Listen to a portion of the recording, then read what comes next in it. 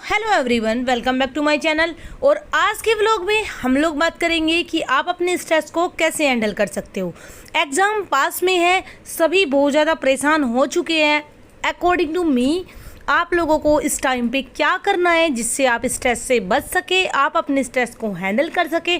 तो चलिए आज हम बात करते हैं इसी टॉपिक पर। सबसे पहले आपको टाइम वीएस टास्क यानी अपने टाइम वर्सेस टास्क को लेना है कि आपके पास टाइम कितना बचा है और आपका टास्क क्या है। तो आप सभी को पता है 16 जून को यूपीएससी प्रीलिम्स का एग्जाम को लेकर किसी के भी मन में डर ना हो, ऐसा हो ही नहीं सकता।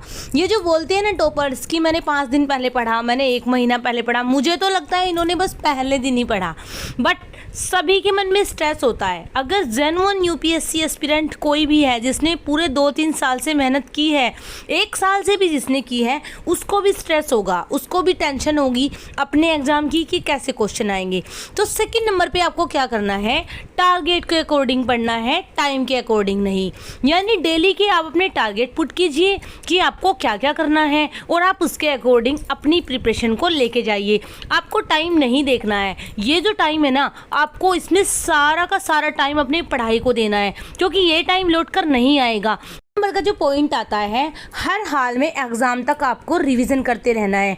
कुछ बच्चे क्या है, अगर उनका एक रिवीजन कंप्लीट हो गया, 2 रिवीजन कंप्लीट हो गए तो वो छोड़ देंगे और वो अपने आउटपुट पे ध्यान देंगे। तो देखो, आप लोगों को मैं एक चीज़ बता दूं कि आपको रिजल्ट पे फोकस नहीं करना है, आपको अपनी मेहनत पे फोकस करना है। अगर आप मेहनत करेंगे ना तो रिजल्ट आपका अपने आप ही अच्छा आ जाएगा। हर समय रिजल्ट के बारे में सोचते रहने से रिजल्ट अच्छा नहीं आता है। आपको कोशिश करनी होती है, आपके हाथ में कुछ भी नहीं होता। भगवान जी जो करते हैं वो हमेशा अच्छा ही करते हैं, बट आपको अपनी तरफ से कोशिश करनी है, आपको अपना 100% देना है कि आपको लाइफ में कभी रिग्रेट ना हो कि आपने अपना 100% नहीं दिया।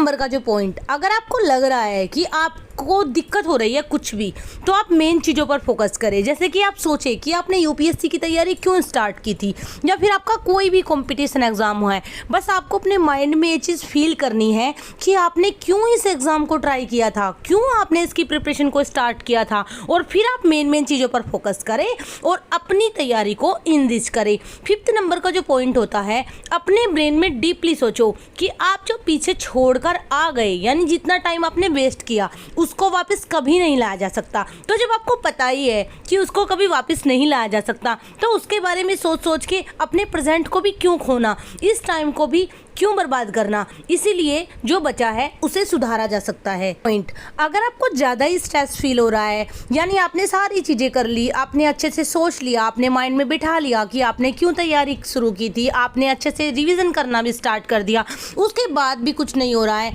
तो मैं यहाँ आप लोगों को एक चीज़ बोलूँगी कि आप मेडिटेशन ट्राई कीजिए।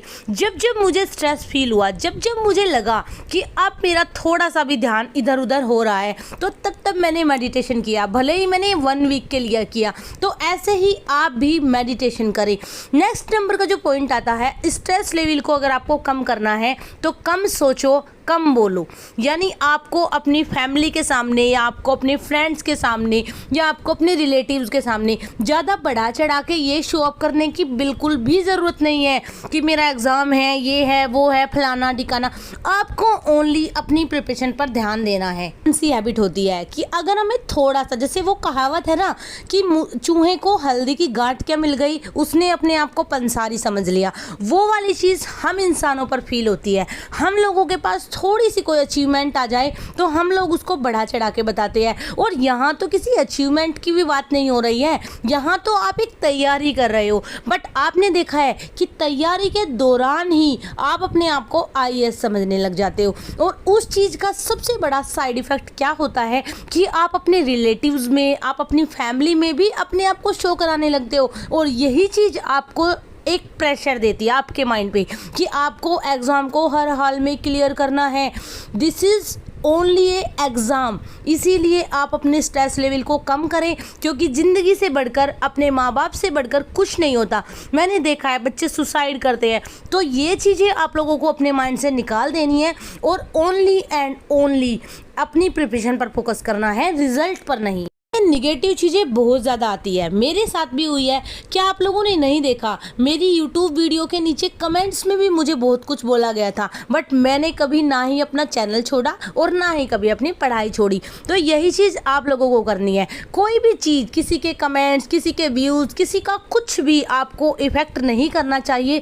आपको सिर्फ कर्म करना है, क्योंकि श्री कृष्ण भगवान ने भगवत गीता में लिखा है, कर्म करो, फल की चिंता मत करो। यानी फल की चिंता आप भगवान जी पर छोड़ दीजिए। स्ट्रेस से टाइम वेस्ट करोगे और जो टाइम वेस्ट कर रहे हो उसे यूज़ करो। यानी आप जितना ज़्यादा स्ट्रेस करोगे। अच्छा, मैं आप लोगों को यहाँ पर एक छोटा सा एग्जांपल दूँ।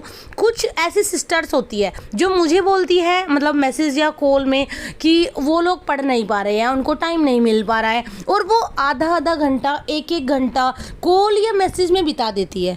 अब आप लोग बताइए, इतने टाइम में उन्होंने आधा घंटे में अपनी प्रॉब्लम शेयर की, इस आधे घंटे को वो यूज़ कर सकती थी अपनी पढ़ाई करने में। छोटी सी चीज़ समझ जाओगे ना कि ये जो आप एक्सक्यूज़ देते हो, इस एक्सक्यूज़ में जितना टाइम लगता है, इतने टाइम में आप एक टॉपिक कोई भी उठा के, हमारा चुनाव व्यवस्था, हमारे राष्ट्रपति की व्यवस्था, हमारे प्रधानमंत्री की, हमारा कुछ भी CRR, SLR, इतनी देर में आप कोई भी टॉपिक अच्छे से रिवीजन कर सकते हो। जब आप अपनी एक एक सेकंड, अपने एक एक मिनट को कीमती समझने लगो ना, तब आप मान लीजिए कि आप रियल में एग्ज़ाम देने लायक हो।